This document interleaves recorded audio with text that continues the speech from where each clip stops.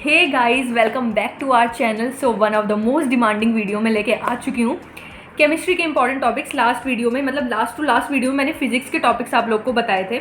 सो अभी आज मैं डिस्कस करने वाली हूँ केमिस्ट्री के इंपॉर्टेंट टॉपिक्स और चैप्टर, जो भी बोल लो, मतलब जो चैप्टर में कुछ कुछ ऐसे टॉपिक्स हैं ना जिससे हमको पता है कि हाँ न्यूमेरिकल यहाँ से बनता ही बनता है, या कोई भी थ्योरी पोर्शन जो इंपॉर्टेंट है, तो फिर मैं वो बताने की कोशिश करूँगी। वीडियो को ज़्यादा लंबा करने की कोशिश बिल्कुल नहीं करूँगी, बट वो बाय डिफ़ॉल्ट हो जाती है, तो मैं क्या करूँ, क्योंकि तन्वी के अकॉर्डिंग मैं बहुत बकबक करती हूँ, इसलिए सो स्टार्ट करती हूँ मैं।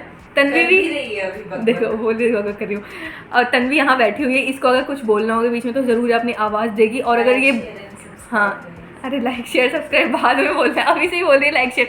चलो इसने बोले तो कर दो यार, लाइक कर दो, शेयर कर दो, सब्सक्राइब करो, सब कर दो। मेहनत करती है ये लड़की। हाँ बहुत मेहनत करती है। लाइक करो, शेयर करो, सब्सक्राइब करो और कमेंट करो, भर भर के कमेंट करो। और हाँ गाइस, एक बात और बोलनी थी। लास्ट टाइम मैंने ये बोल दिया था ना कि आप लोग सेम क्वेश्चन मत पूछा करो, तो मेरे पापा बोल रहे थे कि तू ऐसे क्यों मना करती है पूछने के लिए, उनको पूछने दिया करना।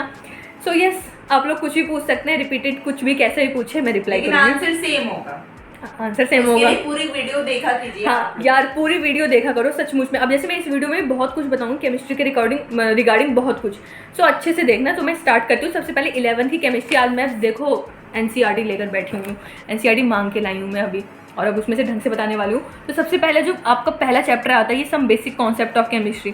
थ्योरी इस चैप्टर की इंपॉर्टेंट है, चुपचाप से पढ़ लेना। वैसे ज़्यादा कुछ आता नहीं है, क्योंकि केमिस्ट्री में ना ऑर्गेनिक भर भर के रहती है एम्स के पेपर के अंदर, पर तब भी इसमें जो आपके ना स्टोइशियोमेट्री वाले जो क्वेश्चंस होते हैं, जिसमें वो कौन सा परसेंटेज कॉम्पोजिशन निकालने वाले, क्योंकि इसकी इस टाइप के क्वेश्चन ना काफ़ी लेंदी मोटे मोटे से बन के आते हैं, तो उसकी न्यूमेरिकल देख लेना। क्योंकि गिना चुना फॉर्मूला है, उसको अच्छे से, मोल कॉन्सेप्ट हो गया, मोलर मास हो गया, क्योंकि ये ना आगे के चैप्टर्स में भी आपको बहुत अच्छे से काम आने वाला है, सो उसको अच्छे से देखना।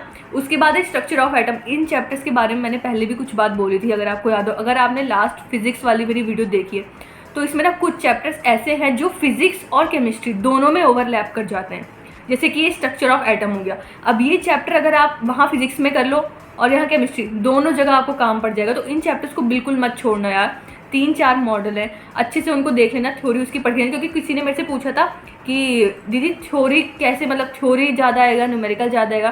तो केमिस्ट्री में मैं ऐसा नहीं बोलूँगी कि प्योरली आपको न्यूमेरिकल ही मिलेगा, क्योंकि फिजिकल केमिस्ट्री में इतना न्यूमेरिकल पूछेंगे पर बाकी में नहीं। तो इस चैप्टर से आपको थ्योरी आनी चाहिए। वेवलेंथ जो कैलकुलेट करने वाले क्वेश्चन होते हैं वो आपको अच्छे से आने चाहिए, ठीक है ना। स्पेशली इसका अगर आप फिजिक्स वाला पोर्शन देखोगे ना, दोनों जगह बेनिफिशियल होगा, यहाँ केमिस्ट्री में भी और उधर फिजिक्स में भी हो जाएगा। उसके बाद आता है आपका पीरियोडिसिटी, और तो इतना कुछ ज़्यादा है नहीं इसमें, इस वाले चैप्टर में। एक्चुअली ना केमिस्ट्री का बता रही हूँ, ऑर्गेनिक खूब आती है, अच्छे से आती है, तो इसलिए केमिस्ट्री में जो बाकी के चैप्टर में बोल रही हूँ ना, इन चैप्टर्स को उनको देखना, पर इतना भी डीप घुस के मत देखना। अगर अच्छे से तुमको देखने का मन ही है ना, तो ऑर्गेनिक देख लेना, क्योंकि खूब आती है और अच्छे से आती है, ठीक। उसके बाद आता है आपका केमिकल बॉन्डिंग का वाला चैप्टर। इसमें से अच्छा अपना कॉन्सेप्ट बना और अच्छे से करके जाना। किसी ने मेरे से कमेंट में पूछा हुआ था कि जो फिजिकल केमिस्ट्री है उसमें हमको NCERT पढ़ने की ज़रूरत है या नहीं, क्योंकि फिजिकल केमिस्ट्री में उनको ऐसा लगा कि न्यूमेरिकल आने वाला है। सो येस, न्यूमेरिकल आता है, पर देखो चैप्टर की अप्रोच देखो ना, जहाँ से न्यूमेरिकल आता है तुम उसकी थ्योरी मत पढ़ो, पर जहाँ से तुम्हें पता है कि वहाँ थ्योरी ही है तो तुमको थ्योरी पढ़नी होगी। फॉर एग्जाम्पल अब मैं बोलती हूँ स्टेट ऑफ मैटर चैप्टर, जो ये है, ये भी किस में आता है, हमारे फिजिकल वाले में पढ़ता है। तो इसमें आपको न्यूमेरिकल तो आना चाहिए। PV=nRT वाली इक्वेशन आपको अच्छे से सॉल्व करनी आनी चाहिए, क्योंकि ये जो इक्वेशन है ना, इसको अच्छे से करना, ये आपको फिजिक्स में काम आएगी, फिजिक्स के थर्मोडायनेमिक चैप्टर में काम आएगी, केमिस्ट्री के थर्मोडायनेमिक चैप्टर में काम आएगी, केमिस्ट्री के इक्विलिब्रियम में काम आएगी। मतलब ये वाली इक्वेशन आपको बहुत जगह काम आने वाली है, सो अच्छे से देखना इसको, और इसकी न्यूमेरिकल भी अच्छे से प्रैक्टिस करना है। उसके बाद अब जैसे स्टेट ऑफ मैटर चैप्टर आप ले लो, ये क्या है, फिजिकल का चैप्टर है आपका। सो इसमें आपको थ्योरी पढ़नी है, ऑफकोर्स इसमें थ्योरी पढ़नी है। देखो कुछ चैप्टर ऐसे हैं जिसमें आप सिर्फ न्यूमेरिकल करोगे, ठीक है। अब जैसे इसमें जो थ्योरी है, गैस लॉ हो गया, इंटरमोलिकुलर फोर्सेज हो गया, और डेविएशन, ये काफ़ी इंपॉर्टेंट है, deviation from ideal gas behaviour. ये जो चैप्टर है ना, state of matter, thermodynamic, structure of atom, ये चैप्टर आपको दोनों जगह काम आने वाला है, फिजिक्स में भी काम आएगा, केमिस्ट्री में भी काम आएगा। तो ये वीडियो केमिस्ट्री और फिजिक्स दोनों की मान लो तुम एक तरीके से, क्योंकि चैप्टर्स ओवरलैप करते हैं जो दोनों जगह पे, ठीक है। उसके बाद स्टेट ऑफ मैटर की पढ़ोगे एनसीईआरटी, उसकी थ्योरी पढ़नी है आपको, इसलिए मैं अच्छे से क्लियरली बोल रही हूँ, उसकी एनसीईआरटी पढ़ो। उसके बाद आता है थर्मोडायनामिक्स। अब देखो थर्मोडायनामिक्स भी क्या है, फिजिकल का चैप्टर है, पर इसकी एनसीईआरटी इतनी सिग्निफिकेंट आपको लगेगी ही नहीं, क्योंकि थर्मोडायनामिक चैप्टर मेनली क्या है, न्यूमेरिकल बेस्ड है, इसमें आपको न्यूमेरिकल देखना है। तो इस चीज़ का ध्यान रखो, ऐसा नहीं कि फिजिकल है तो आपको थ्योरी पढ़नी नहीं है, डिपेंड करता है आपको कौन सा चैप्टर है, कैसा कंटेंट है। स्टेट ऑफ मैटर बिल्कुल थ्योरी पढ़ो, थर्मोडायनामिक मत पढ़ो, न्यूमेरिकल सॉल्व करो, क्योंकि उसमें तुमको ऐसा कुछ मिलेगा भी नहीं। उसके बाद आते हैं इक्विलिब्रियम पे। इक्विलिब्रियम पे ज़्यादा इसमें भी आपको ना न्यूमेरिकल ऐसे नहीं कि आपको वैल्यूज़ निकालनी है, पर जैसे कि इक्विलिब्रियम कांस्टेंट पे ऐसा आता है ना कि डिपेंडेंस, कि अगर हम रेट बढ़ा दें, उसको डबल कर दें, तो इक्विलिब्रियम कांस्टेंट पे क्या फ़र्क पड़ेगा, या इक्विलिब्रियम कांस्टेंट नहीं, रेट ऑफ रिएक्शन पे क्या फ़र्क पड़ेगा। तो ये चीज़ ये काम आएगी। इक्विलिब्रियम का कुछ थोड़ा सा पोर्शन उधर जो हमारा रेडियो एक्टिव वाला चैप्टर, और न्यूक्लियर एटम वाला चैप्टर कौन सा होता है तन्वी, कौन सा वाला चैप्टर होता है जिसमें वो रेडियो एक्टिविटी वाला आता है। तो इस यहाँ का रेडियो एक्टिविटी और वहाँ का केमिकल काइनेटिक्स, केमिस्ट्री का, ये दोनों मैं बता रही हूँ। फिजिक्स और केमिस्ट्री इतना ज़्यादा ऐसे इंटरलिंक्ड है ना आपस में, सो आपको बहुत हेल्प होने वाली है। जो मैं बता रही हूँ ना, इस चैप्टर्स को अच्छे से करना। यहाँ का इक्विलिब्रियम अच्छे से कर लो, स्टेट ऑफ मैटर अच्छे से करो, थर्मोडायनेमिक्स, ये सब काम आएंगे आपके फिजिक्स में, और पक्का काम आएंगे। स्ट्रक्चर ऑफ एटम, वेवलेंथ वाले क्वेश्चन सॉल्व करो, लैम्डा वगैरह की, लैम्डा 11, 12 जो इस तरीके से क्वेश्चन होते हैं उनको सॉल्व करो, दोनों जगह पे काम आएंगे। ठीक है, सो ये हो गया आपका केमिस्ट्री 11th पार्ट ए, जो 11th का केमिस्ट्री का पार्ट ए वाला बता रही हूँ मैं। ठीक है, ये इतना बता दिया मैंने ढंग से। अब कोई ऐसा मतलब बोल देना कमेंट में, वरना मेरे पापा फिर से कहेंगे कि तू ऐसे क्यों कहती है कि मेरे से क्वेश्चन मत पूछने दिया करो उनको। सो हाँ, पूछ लेना, पर मैंने अच्छे से बताया है कि आपको फिजिकल में भी अगर थ्योरी पढ़नी है तो कौन से चैप्टर की पढ़नी है, कौन से चैप्टर की नहीं पढ़नी है। ठीक है, सो ये था। उसके बाद मैं लेकर आ जाती हूँ केमिस्ट्री पार्ट 2 11th की। ठीक है, वॉल्यूम 2 की बात करें, रेडॉक्स रिएक्शन, इतू सा चैप्टर है पर बहुत इंपॉर्टेंट है। क्यों इंपॉर्टेंट है? क्योंकि आपको सेम चैप्टर का एप्लीकेशन कहाँ मिलने वाला है, इलेक्ट्रोकेमिस्ट्री में 12th में। ठीक है, तो यही होता है। अब आप में से कुछ लोग बोलते हो यार 11 70% आएगा, 11 30% आएगा, मुझे समझ नहीं आता। ऐसा कुछ भी नहीं होता। अगर आपके यहाँ से कॉन्सेप्ट बने होंगे तभी तो आप 12th में जाकर लगाओगे ना। ये बताओ, मान लो 12th आ रहा है 70%, पर एटलीस्ट यहाँ आपको 11th में कुछ तो बेसिक बनाना ही पड़ेगा। और रिडॉक्स रिएक्शन एक छोटू सा चैप्टर है, थोड़ा सा देख लोगे आपको पता चल जाएगा कैसा किसका ऑक्सीडेशन पोटेंशियल है, रिडक्शन पोटेंशियल है, उसके अकॉर्डिंग आप अच्छे से सॉल्व कर पाओगे। ठीक है, इसलिए ऐसे कुछ इग्नोर मत मारो यार, इतना सिलेबस है और पेपर सुपरफिशियल ही बनता है इसका, इतना डीप नहीं घुस के जाते, तो एटलीस्ट सुपरफिशियली पढ़ने में ईजी होता है। अब रिडॉक्स रिएक्शन है, पढ़ लो एक बार, ज़्यादा कुछ इसमें कंटेंट है नहीं थ्योरी जैसा, थ्योरी का जो बताया वही वाला है। उसके बाद जो रियल थ्योरी के चैप्टर आते हैं, ये हो गया हाइड्रोजन।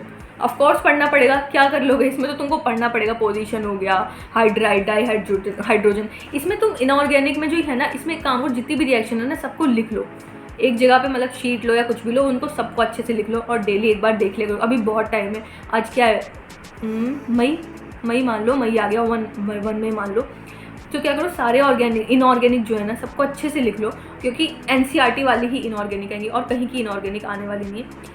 सो ये कर लेना इनऑर्गेनिक में। उसके बाद ये एस ब्लॉक हो गया, पी ब्लॉक हो गया, और हाँ एस ब्लॉक पी ब्लॉक, इनको तो आपको एनसीईआरटी से करना ही करना है। और एनसीईआरटी के बाहर ना एक अक्षर पढ़ने की ज़रूरत है ही नहीं इसमें, अगर आप इतना भी कर लोगे ना मोर देन इनफ है। उसके बाद शुरू होती है हमारी ये ऑर्गेनिक केमिस्ट्री।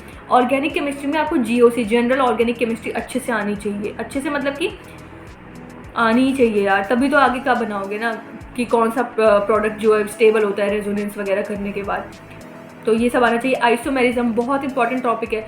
सबसे बेसिक टॉपिक नॉमेनक्लेचर, ये मत सोचना एकदम आएगा तो हलवा जैसा आएगा, इतना भी आसान नॉमेनक्लेचर नहीं आएगा, तो थोड़ा नॉमेनक्लेचर ढंग से करना, क्योंकि बहुत ही बेसिक टॉपिक है। उसके बाद जो ये है ना क्वांटिटेटिव एनालिसिस और क्वालिटेटिव एनालिसिस, ये मैंने क्वेश्चन देखा नहीं है ऐसे, तो इसको अगर चाहो तो स्किप मार देना, आएगा तो छोड़ देना क्वेश्चन, और तो मैं क्या ही बोलूँ, क्योंकि मैं तो ऐसे ही लेके चलती थी, क्योंकि इसके क्वेश्चन देखे नहीं। बाकी तुम्हारा मन करे, तुम फॉर्मूला याद करने में अगर बहुत एक्सपर्ट हो तो याद कर लेना, क्योंकि इसमें बहुत सारे फॉर्मूला टाइप्स है, तो उसको कर लेना। उसके बाद ऑर्गेनिक केमिस्ट्री में जो बेसिक वाले आइसोमेरिज्म, वेरी इंपॉर्टेंट, नोट कर लो। आइसोमेरिज्म हो गया, ऑर्गेनिक रिएक्शन का जो बेसिक मैकेनिज्म इन चैप्टर में, इस वाले चैप्टर में जो रखा है ना, वो चीज़ें इंपॉर्टेंट है। मेथड ऑफ प्यूरिफिकेशन जो थ्योरी पार्ट है चैप्टर का, वो चीज़ देख लेना, मे बी वो आ जाए एम्स में। ठीक, उसके बाद तो क्लासिफिकेशन वो सब तुम कर लोगे। नॉमेनक्लेचर देखना, आइसोमेरिज्म देखना, रेजोनेंस देखना, इंडक्टिव इफेक्ट देखना, ये सब देख कर जाना। रेजोनेंस और आइसो और ये जो इंडक्टिव इफेक्ट होता है, इनकी जो वो है लिस्ट कि किस हिसाब से किस में सबसे ज़्यादा रेजोनेंस लगे, किसकी प्लस आई माइनस आई जो इंडक्टिव इफेक्ट में होता है, वो सब चीज़ें अच्छे से सीक्वेंस अच्छे से याद करके जाना है, ठीक है। उसके बाद आते हैं हम हाइड्रोकार्बन पे। ये देखो 10 मिनट की वीडियो हो चुकी है और अभी मैं कहाँ अटकी हुई हूँ, 11th के सिलेबस पे। अब देखो यार क्या करूँ मैं। हाइड्रोकार्बन, वीडियो ज़्यादा बड़ी हो गई। हाइड्रोकार्बन में क्या करना है, अच्छे से कर लेना यार। एल्केन, ये हाइड्रोकार्बन बहुत बहुत आसान चैप्टर है, सच में बहुत आसान चैप्टर है हाइड्रोकार्बन। सो इसके लिए आप क्या, एल्केन, एल्कीन, एल्काइन, इस चीज़ को कर लेना और तो बस। हाइड्रोकार्बन बहुत ईजी, इसमें ज़्यादा। उसके बाद एनवायरमेंटल केमिस्ट्री पढ़ लेना, ये वैसे भी सबको आता होगा लेकिन तब भी अच्छे से पढ़ लेना। ग्रीन केमिस्ट्री और ये ग्रीन बेल्ट वगैरह के क्वेश्चन है, soil pollution, water pollution, BOD, biological oxidation, oxygen demand जो होती है नदी वाली, वो सब अच्छे से देख लेना। और बस इतना ही था। क्या क्या था अभी मैंने सिर्फ 11th का बताया, 10 मिनट हो चुके हैं। सो 12th का या तो मैं नेक्स्ट वीडियो में बताऊंगी, क्योंकि इस वीडियो में इतना लंबा वीडियो फालतू 20 या 25 मिनट का वीडियो बन जाएगा, आधे घंटे कोई देखने वाला भी नहीं है। सो बस अभी के लिए मैं इतना बोलूँगी। क्या बोल रही? अरे देखने वाले हैं भाई, क्यों नहीं देखेंगे, उनके लिए बनाया है। तन्वी कह रही है देखने वाले देखेंगे, ऑफ कोर्स देखेंगे, पर अभी यार 10 मिनट की हो गई है। सो वीडियो हो चुकी है बहुत ज़्यादा बड़ी, इसलिए मैं कर दूंगी रिकॉर्ड यार। 12th की मैं अलग से रिकॉर्ड कर दूंगी, पर अभी ये 11 मिनट की थोड़ी सी बकवास करूंगी मैं, 12-13 मिनट की वीडियो हो जाएगी। सो बस यही था अपना जो मैंने इसमें बताया ना 11th का, इतना देख लेना। और सबसे ज़्यादा फोकस ना तुम ना स्मार्ट स्टडी पे करो। देखो फिजिक्स और केमिस्ट्री में जो दोनों आ रहा है, जैसे मैंने बताया वेवलेंथ वाला चैप्टर, थर्मोडायनामिक्स, केमिकल काइनेटिक्स जिसके बारे में मैं बात करूंगी नेक्स्ट वीडियो में, इक्विलिब्रियम, केमिकल, और ये वाला जो था स्टेट ऑफ मैटर, उसको पढ़ लेना एनसीईआरटी से। थर्मोडायनामिक्स पढ़ोगे ज़्यादा कुछ सिग्निफिकेंस मिलेगा, मन करेगा तो एक बार बस पन्ने पन्ने पलट के देख लेना, उसके न्यूमेरिकल इंपॉर्टेंट है। सो इस वीडियो में बहुत अच्छे से काम की बातें मैंने बताई, अगर एंड तक देखोगे तो पता चलेगा, नहीं देखोगे तो नहीं पता चलेगा। सो बस लास्ट में मैं यही बोलना चाहूँगी, वीडियो अच्छे से देखना। ये था 11th का पार्ट। वीडियो बड़े होने की वजह से मैं आगे का नहीं बना रही, 12 मिनट की हो गई है। सो बस इतना ही आज के लिए, बाय बाय करती हूँ क्योंकि मेरे को भी पढ़ना है। अपडेट ये है कि हमारा है exam OT plus gastro plus anaesthesia plus surgery, तो ये हमारे एग्ज़ाम है। उसके बाद भी देखो मैं मतलब कितनी ज़्यादा ढीठ बोल लो या मोटिवेटेड बोल लो, बैठ के यहाँ वीडियो बना रही हूँ। एक्चुअली अभी हम लोगों ने, तन्वी, मैंने, हम सब ने पढ़ा था बैठ के थोड़ा सा, तो मैंने सोचा थोड़ा टाइम है तो वीडियो बना लेते हैं, आप लोग को भी थोड़ी हेल्प हो जाएगी, आपको याद कर लेते हैं, थोड़ा हाय हेलो कर लेते हैं आपसे। और बस बाय बाय करने का टाइम आ चुका है। और हाँ, thank you so much guys, आप अच्छे से देखते हैं, सब्सक्राइब करते हैं, लाइक करते हैं और ऐसे खूब सारा प्यार देते जाओ। और लाइक करो, शेयर करो, सब्सक्राइब करो। Bye bye, love you all.